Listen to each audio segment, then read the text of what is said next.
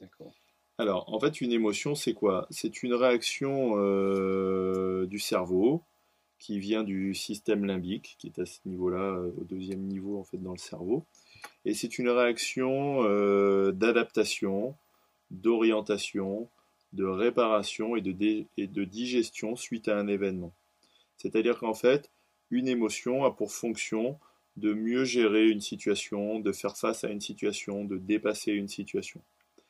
Il y a 7 émotions qui sont universelles, qui sont les mêmes dans tous les pays du monde. C'est-à-dire qu'en fait, on a un cerveau émotionnel qui est identique et qui est universel. Ça a été prouvé scientifiquement, on en reparlera peut-être ultérieurement. Et donc, nous avons 7 émotions qui, en fait, permettent de réagir et de s'adapter à des situations qui ont des caractéristiques.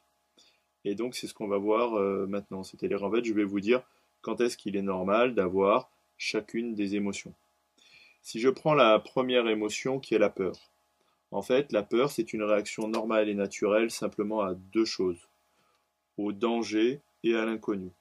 C'est-à-dire qu'il est normal et naturel d'avoir peur, de sentir de la peur quand on est face à un danger ou quand on est face à l'inconnu. Parce que ça nous protège. Parce que ça vous prévient qu'il y a un risque. Et donc ça mobilise le corps, ça donne de l'adrénaline, ça donne de l'énergie pour se préparer.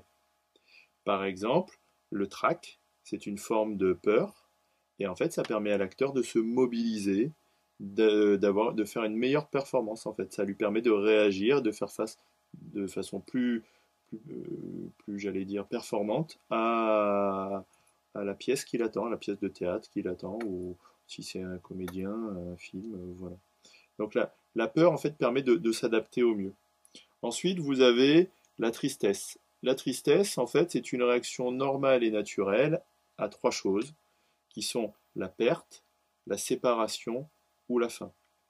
Donc, la tristesse, en fait, elle permet de passer d'une chose à une autre. Elle permet la transition, elle permet de se séparer, elle permet de passer à d'autres choses dans la vie. La tristesse, en fait, c'est une émotion qui participe notamment au processus de deuil. Ensuite, vous avez le dégoût. Le dégoût, lui, c'est une réaction normale et naturelle à l'intrusion et à la toxicité. Intrusion physique et toxicité physique, par exemple avec du champignon, avec des produits périmés, des choses comme ça, ou bien à de la toxicité psychologique, c'est-à-dire que si quelqu'un a un comportement toxique envers vous, vous pouvez aussi sentir du dégoût, avoir envie de cracher, parce que vous avez vraiment cette impression de toxicité, de poison chez la personne, et donc ça passe aussi au niveau psychologique. La quatrième émotion normale qu'il peut y avoir, ça va être la honte. La honte, c'est une réaction normale et naturelle lorsqu'il y a un risque d'exclusion, de déshumanisation, de désocialisation. La honte, en fait, elle permet de normaliser le comportement et elle permet à l'individu de redevenir normal et de revenir dans le groupe. Sinon, il risque de se mettre en danger par rapport à sa survie en étant à l'extérieur du groupe social. L'émotion suivante que l'on peut voir ensemble, ça va être la colère. La colère, en fait, c'est une réaction normale et naturelle à deux choses qui sont l'injustice et le manque. Par rapport à ça, en fait, la colère, pardon, permet l'affirmation de soi et l'affirmation du besoin et la légitime défense. Ensuite, vous avez la joie, qui est une réaction normale et naturelle à deux choses qui sont la, la réussite et le partage. On peut dire aussi le sentiment de se sentir utile, la réussite, de se réaliser.